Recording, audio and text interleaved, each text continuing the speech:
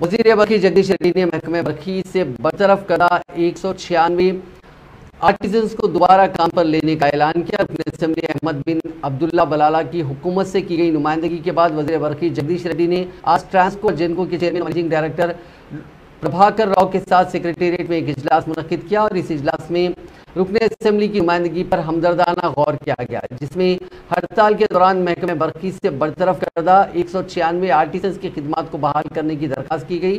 وزیر موصوف نے کہا کہ ہڑتال کے دوران ڈیوٹی سے غیر حاضر رہ کر سروس سے برطرف ہونے والے 196 آرٹیزنز کو بحال کر دیا جا رہا ہے۔ انہوں نے بتایا کہ ہڑتال کی نوٹس کے بعد حکومت اور برقی ملازمین کے نمائندوں کے درمیان جو بات چیت ہوئی تھی اس میں چند مطالبات کو قبول کر لیا گیا تھا۔ اس کے بعد ہڑتال ختم کرنے کی حکومت نے اپیل کی تھی، لیکن 196 ملازمین نے ہڑتال کو جاری رکھتے ہوئے ڈیوٹی سے غیر حاضر ہوئے، جس کی وجہ سے ان کے خلاف کارروائی کی گئی۔ جگدیش ریڈی نے کہا کہ اس مرتبہ ان کی خدمات بحال کر دی جا رہی ہیں۔ مستقبل میں اس طرح کی ہٹ درمی کا رویہ اپنایا جاتا ہے تو سخت کارروائی کی جائے گی۔